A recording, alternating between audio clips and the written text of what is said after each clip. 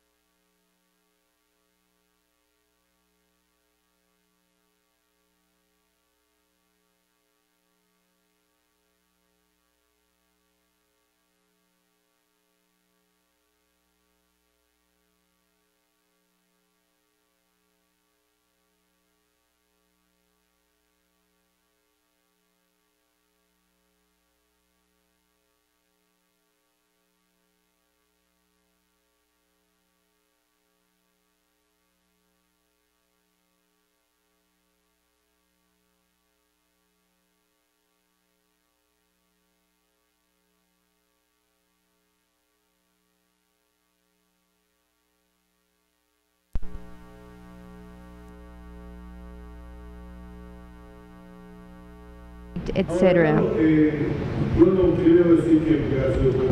Of course, I don't mean that it's late to do so, but I think it is important to speak about the possibilities that the democracy presents to us, to carry out substantive changes with which we can offer more justice to the citizens of our lands.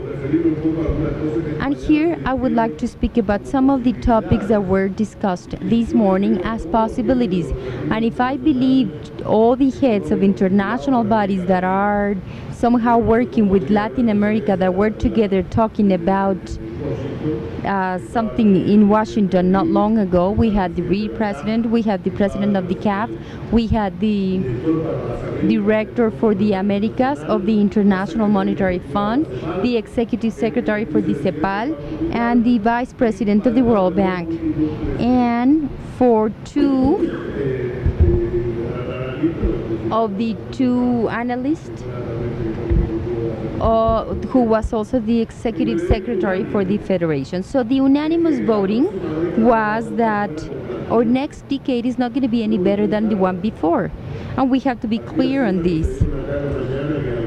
These figures that we're giving this morning that allow us to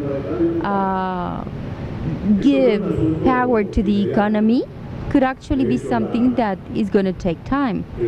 Actually, the announcement made by Mr. Obama this morning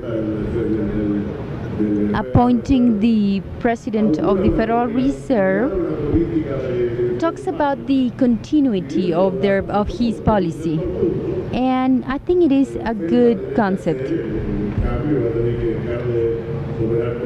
I think they will have to stop operating with all the liquidity policies that they have used and with which we have been able to enjoy the flow of capital to our regions, an important one. But this announcement, just the mere announcement of Serenanke, the former president, that he was going to reanalyze the topic, already created capital flows in Latin America and towards the north. Therefore, the United States is not going to grow at the level that some people think. So this is something that will present difficulties to everybody else. If you add up what's happening, Republic, it's also a focal point. And I repeat myself, I know I'm not giving you a diagnosis of the situation. I don't want to be negative. However, I think that it is important to take into account the topics that have to do with agreement, with consensus, so that we can actually change the market and add on our regional markets by allowing better allocation of income, improving services. That's the real challenge. We have it there. The good years of the 200% increase in investment and the substantive growth in exports are back in history, are part of history. First, we're going to have a reduction in the price of minerals, then in the food supplies. So I don't want to talk about the oil prices, of course, but the question is, are we prepared to face that, and that the young people can face it, the people that has just came out of poverty because of the things that we did, that we feel so proud of, that they are now going to demand more state action to face what they consider, and I agree with what they consider, the legal, demandable democracy that was talked about in the previous panel. That's my presentation.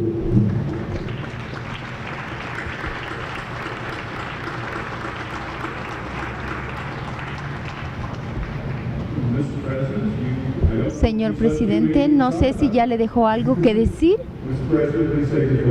Le pasamos el micrófono, señor presidente. Thank you very much, and thank you for the invitation and the opportunity. A pertinent question with which I'd like to begin.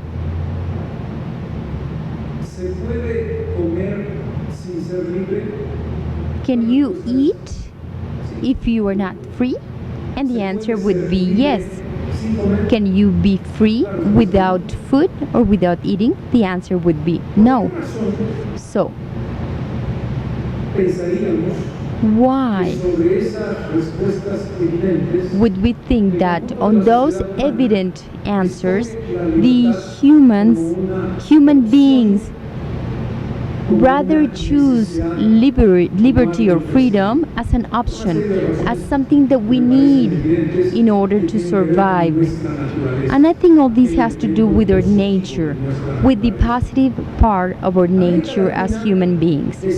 Latin America decided at the beginning of the 80s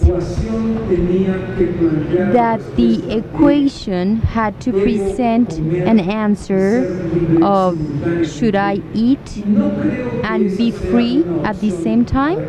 And I don't think that's the option that has been waived by Latin Americans. The readings on how we value democracy and how much we criticize it and how insufficient it is and how insufficient we think it is sometimes give us the hypothesis of an answer, of going back to the shadow of dictatorship and repression, which are maybe not the correct readings. The people from Latin America want to keep that equation, and they're not going to waive or surrender democracy even though they understand it in a different way, and it can change. It can change from the point of view of what we understand as democracy, as institutions, and as society. So my first conclusion is the people from Latin America are not willing to give up democracy in exchange of food or security. However, it doesn't mean that they are willing to accept democracy without food and without security. Another key aspect that we need to take into account is that we have to always remember the universal reality that the apolitical view that was not thought about before when books like 1984 were written or Fahrenheit 450, they were far away from what the world was ready to live. In other words, it was not the dimension of 1984 or Fahrenheit, it's how the world needs to begin thinking. We need to think about global decisions, including weather change or climate change, migration, violence, and organized crime, because all these are going to represent earthquakes in the infrastructure of our politics that will go beyond regions and will go beyond our conceptual view of what the democratic process is. So it is something that goes far beyond Latin America, but it's going to have an important influence so that we can look at the future, at the political future, the democratic future of our region. And the third element, relating my words to what José Miguel has said, is the one that has to do with equality, inclusion, and justice. This morning we received a very good presentation that talked about two main challenges in order to find the answer: more participation and more justice. We cannot conceive societies that work with democracy if those societies are not capable of generating two things: two main things. One, high quality education, comprehensive to the demand of the market of our societies. So that is the manufacturing of professionals that have nothing to do with the needs of our industry is one of the main problems of our academic systems. We manufacture what our society does not need.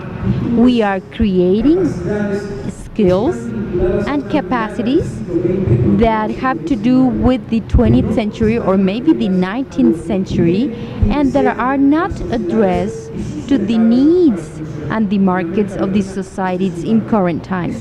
And this is true in Latin America. This is higher education, high quality education that allows equal opportunity.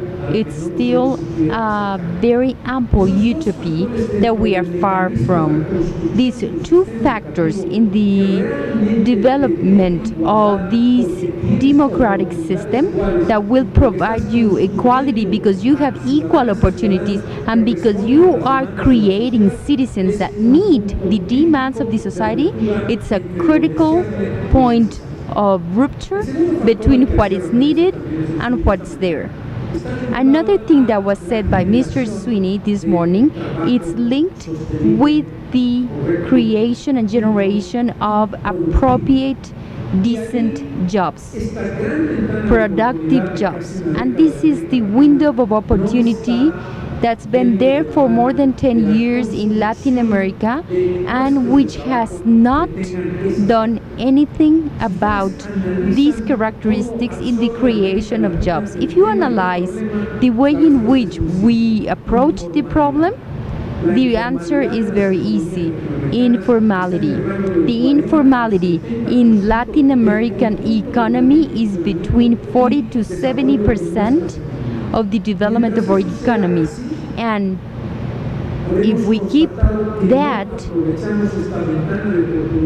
we will be proving that we are not taking advantage of this window of opportunities from the state point of view, from the private sector point of view, and from the tax point of view.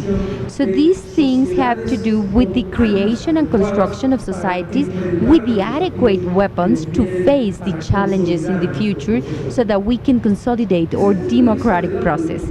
From the point of view of politics, I think that we need to make a different evaluation. We need to evaluate the new backdrop that José Miguel has put on the table. Not only the arrival to middle class of millions of Latin Americans with now different demands than the demands posed by poverty and marginalization. Now combined with this, I mean, we have these growing middle class demands, the poverty demands and the marginality demands. So here we have another challenge, and the main statement in the challenge is how can we change our representative democracy into a participative democracy. And sometimes thinking about all these brings answers that are not that good. But let me give you an example by saying two things. The logic of participation with social networking, internet, smartphones, etc., states a social behavior that is totally distant, totally different to the one that was politically known in the 20th century. And it is evident that our mechanisms of representation or republican system, which is faultless from the theoretical point of view, has not found a way to incorporate this participation in an adequate manner. Right now we are like in the middle with the people that are mad about it, that are not satisfied. They, the unsatisfied ones, represent in these networks their position or their stance that goes against. But different to what happened in the 70s and in the 80s, there is no utopia that says the answer is the transformation by means of a final revolution, and you can call it socialism or Marxism or hippieism if you want to be more romantic. And going to the 60s. But what's going on right now is just something that I don't like. That's what I say. I don't have the answer of what I want or what I like or what has to be done. From the ethical point of view, yes, I know, but not from the operative point of view or from the organization of our politics. So, from the time in which they realized that they had to organize themselves based upon an order, based upon a program, and that's the end of the topic. So, the unsatisfied ones are demonstrating themselves on these squares. They say, we don't have a name, we don't have a last name, we don't have a concrete stance, we don't have a concrete proposal, but we are sitting here. So we are right now facing a moment in which we have to build the answers that are not yet there. However, what's clear and evident is that from the point of view of the operation of political parties, we have to overcome a diagnosis that is more than evident, and that is the evident crisis of the political party systems that goes from an European country to an Asian country to the United States and to Latin America. However, we are not totally clear on how to build these structures that could be provisionally called political parties that in a world population of 7 billion of people, they need to represent someone. And by this I mean that we cannot replace the representative democracy because the number of people being represented is just incredible. But the representative democracy has not been capable of accepting and handling the concept of immediately and the demand.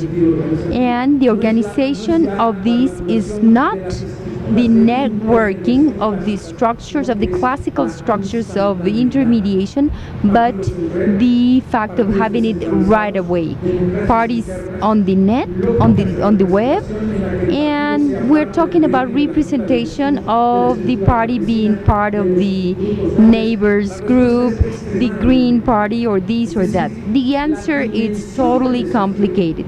The dimension of our challenge has the same size as the stakeholders with regard to the ideas that they hold, as well as their capacity to exercise pressure. We are totally in agreement that mass ends up exploding, not only for a social revolution or things like that, but I think that with this we have now the need to build a new system as it says the word, a system. I'm saying that a problem that has not been solved, it's a moral problem. In this morning we talked about this. The capitalist system has a lot of amorality. It's the global market that is not going to be replaced, but we don't have the principles that need to go in this marriage, in this development of an economy for consumption, with consumption, linked to the same principles of classical capitalism by Smith. However, we are not only talking about the capacity, we don't have the capacity to recover the ethics in the institutions, and that is very, very severe, because actually the problem is not in the political system. The problem lies on the society, a society that's been fed with anti-values as the permanent element to their reality by the media, is not capable of making a difference, clearly making a difference. And I'm going to say this with a certain caution. What's the line between good and bad? If the songs of the drug dealers are part of the culture, how can we define the heroes and the villains that in my generation was quite clear? Policemen and the thieves.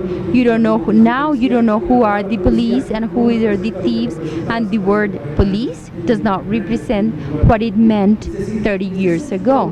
So it is a problem that has to do with values that affects the whole society. The society conveys it because it gets rid of the problem by saying that but that the political party the political class that represents it is not doing an adequate way. But let me tell you, politicians are not Martians. They are regular and ordinary people that came out from the society. So we have a problem that is more complex than just saying that we are going through the disease in the political party system. I'm talking about ethics now. I'm talking about the construction of values. That is the main challenge. Among other things, because we are at a transitional moment in our history. Those values that were linked to the religion and in Latin America to Catholicism are now being transformed, are evolving. There is opposition and objective appeal, people arguing against these religious values on which we are basing our collective functioning structure. Without a doubt, it's the right moment to bring into the table the determinate kind of values that were limiting the women's role, the youth's role, and all kinds of policies of all kinds of nature, whether sexual, scientific, etc. What is not happening right now is that we're not building a value structure that substitutes those values that we are arguing, and that has to do with the construction of a future. In other words, the challenge of democracy future in Latin America has components that go beyond those undeniable indicators that we have been talking about these few hours. I believe that we have to work on structural ideas, which this morning the idea representative was talking about, which are setting, if we are changing an era, an age, we are most likely in this vortex of a hurricane. We don't know what is going to happen out of this, because the questions have been changing. The answers must change, therefore. We are just starting to decipher these questions, to understand them, and we are way far of getting a clear answer to them. We are then accepting that there is an economical logic and a development that is linked to international prices, and those statements that José Miguel has just made. I just wanted to complement all these other challenges that we have in building our future, a construction of our future that must have a democracy that is more approachable by people, with institutions that are able to absorb the different points of view of the Latin American societies, which there are many of them, and with the possibility of betting on the equation that I just talked about in the beginning. It is possible to desire and eat in freedom. This is the basic concept. In freedom, we have an instrument, a conceptual instrument that is maybe more important than the actual need of eating, because that is a basic need and needs no reasoning. The other is the construction on which we are betting on the human aspect, and from my point of view, that is the great achievement of Latin America in the last 30 years. We are very clear that we want freedom and eat at the same time, as it should be.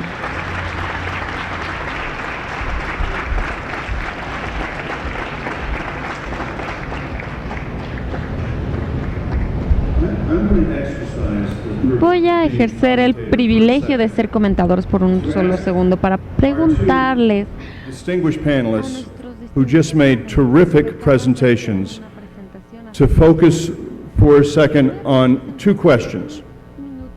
One, among the 20 to 35-year-old population, are we facing what I call a digital divide between the haves and the have-nots? The young men and women who can afford a cell phone and an iPad and the time to be on Facebook and LinkedIn and participate in a social movement versus the millions of other Latin Americans who are young people starting families, coming into the workplace, but who have not yet escaped poverty, who are not yet urbanized. Are we creating two separate societies, and what will that mean for our politics and for our economic development. Because as I've witnessed the Facebook movements, they don't translate into the hard work of building political parties and consensus. They're great for getting 10,000 people in a square, and then they all go home. And then when you do the content analysis, the 10,000 people are all university graduates, are all about to be or present members of the middle class, upper middle class, and the thousands more who don't have the opportunity of education or income or access are left out. And those two societies are growing very, very quickly throughout Latin America. And I'd open to both of you to just comment for a bit about the 20 to 35-year-olds that we're dealing with. Mr. Secretary General? Yo diría lo siguiente, en realidad la división existe. Es algo más compleja que dos mundos separados, porque abarca un conjunto de personas que, para ponerlo ya no en la situación de pobreza. Not just saying a poverty condition. There is a poverty condition, of course, between this and the 10 or 15% of the society which actually has all these benefits of the progress. There is a clear division. The problem here is in the measure in which society is diversifying and the measure in which they are diversifying into this deprivation condition. There are many of them who go to school, but they don't get a job afterwards, or that they may have education of a lower quality or lower quality housing, public security, health services, etc. So there's a true distinction and a digital division, but this digital division is projected in several other ways.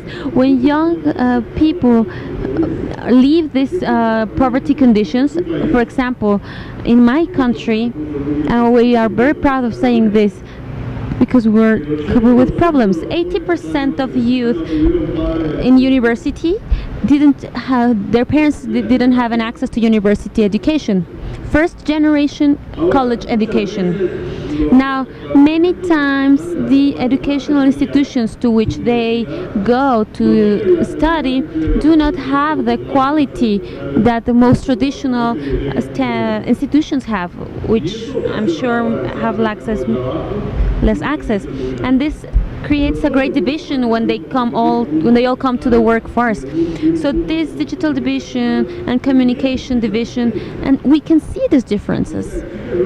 Chile is no mystery that to have an access to a job in a big company, you have to know that the question is not what university you go to, it's what high school did you go to, what elementary school did you go to, before even talking about a possibility of getting this job.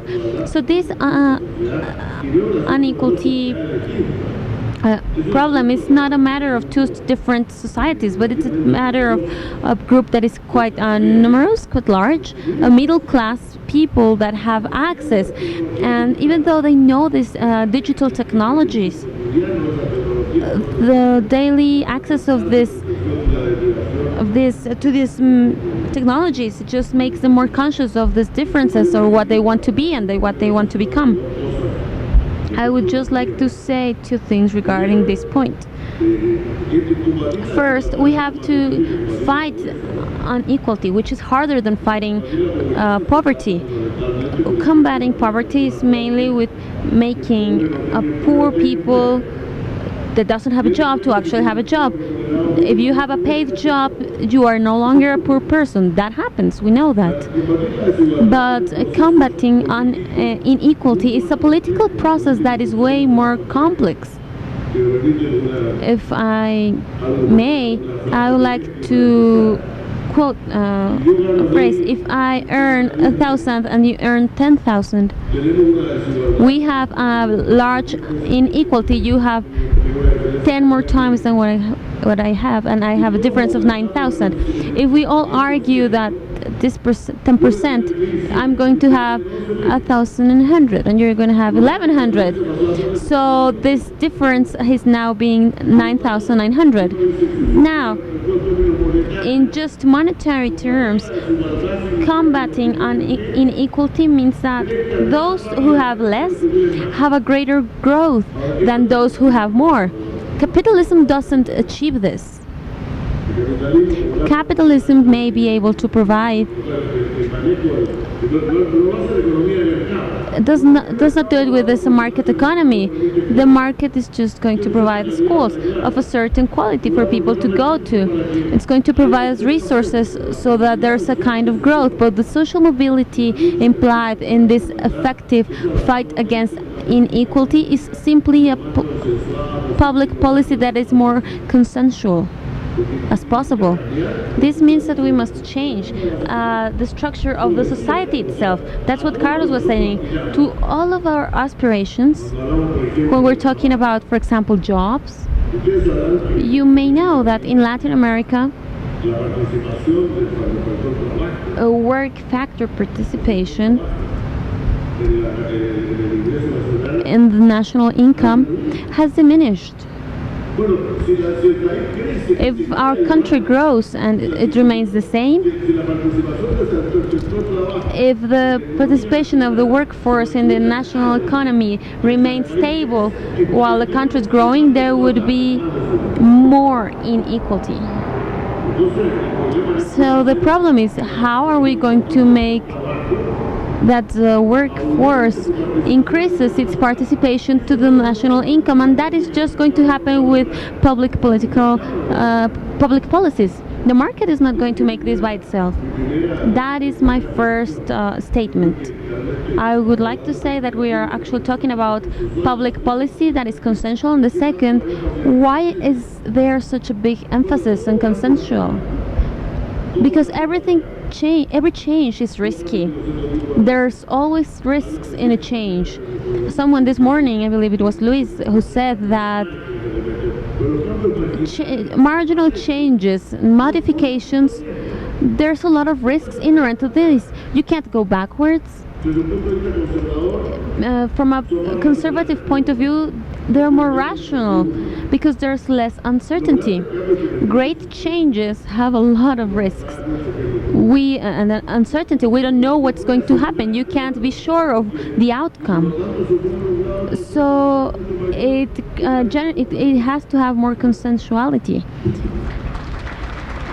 Thank you very much.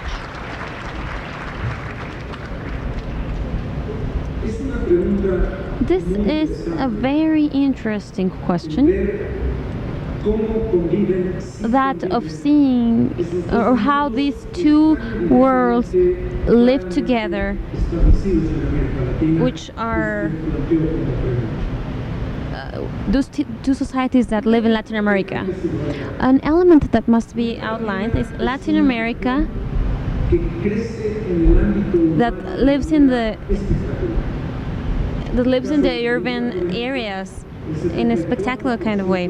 For example, in Bolivia, 74% of the population lives in urban areas, which sets a difference that is important regarding your question. Direct access or indirect access to social networks, internet, Facebook, etc., is very high. Bolivia being one of the countries with great difficulties in poverty matters, with a less penetration of internet and technologies that are accessible to people. Our first aspect is mobile phones. Phones have a penetration in cities close to 90%. The leap that we're just about to make is that making a mobile phone that is being now substituted by smartphones. That is a key aspect that is changing the social behavior. Second, the marginal and extreme poverty sectors coexist with social networks? Yes. Lacking access to a mobile phone or internet internet access at your home, you have about over 2,500 internet cafes, which allow the youth to have a permanent access to this world of communication and allow to have a great relation. And there's a kind of mean access to what you may be able to have access to. So this access to the net and to social networks make this difference more evident, with different results. So now there is not the possibility of thinking of the rural area, but on the urban area, the distance that there was between the poorest and the richest regarding the access of information access and entertainment access, and to the construction of a value system was different, and this generates different behaviors in the poorest sectors of the community that are modified by the access to social networks. This is an important factor. There is not two separate worlds. There are two worlds that are connecting between them, and in the greatest level in a mean kind of way, but there is still a connection. So expectations and aspirations are becoming universal, and frustrations may become increased. Making a comment on the elements that we should be setting upon Latin America to construct and to build equality. And the first one is that nations that have developed what we talked in this morning about conditioned bonus or transfers, that are a medicine, that are a way of reducing extreme poverty to allow for the survival of communities that were out of game before. Those are acquired facts.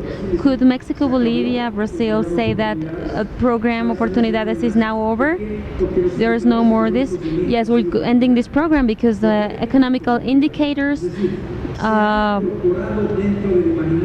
saying us to stop this.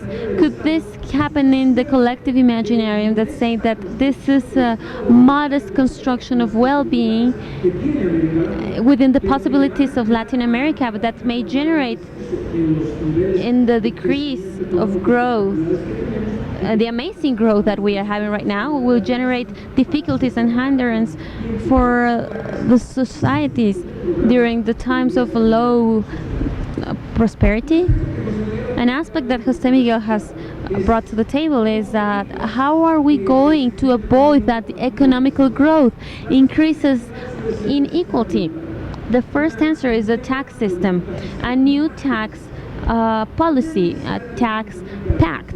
No one in Mexico has taken the courage of making a tax pact because it's standing on two bases. The basis of the richest who don't want to know anything about paying more taxes against the reality that the core of the people that are paying taxes means that the burden on these people is so high that it's affecting the productivity of the companies. And now on the other side we have a great level of informality that you can't make taxes universal because among other things there is not a clear proposal to make informal contributors become formal. How are you going to make these informal people become formal contributors? Now, the classic reading of universalization and progressivity of taxes that has worked in the past has to be modified. I don't know the answer to this, but I know that the challenges that Latin America is facing refer to this universalization that is not possible anymore. Or we have to start to think on a way of making informality institutionalized. Maybe what I'm saying is totally whack, but when 70% of the society is in the informality, this makes sense. We have to confirm what is not working and what should be working, and know that the governments with a greater power of word may touch this sensible point and setting us the evidence that we have to do a 360 degrees turn to think the whole mechanism once again and redistributing this, agreeing that capitalism and market are not the right path, but also agreeing that the state utopia is not the right answer right now.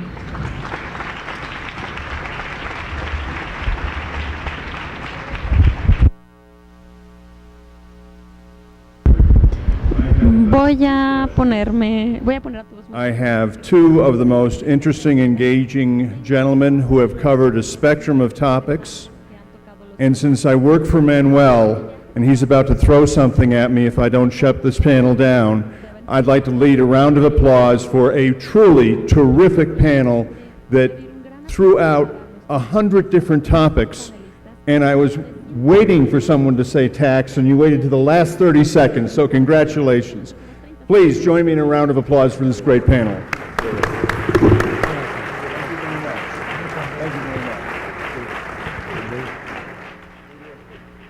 Ahora tendremos de 10 minutos y daremos paso a la sesión número 2, titulada ¿Hacia dónde crecer? Una mirada a la economía de América Latina en el 2020. The economies of Latin America for 2020.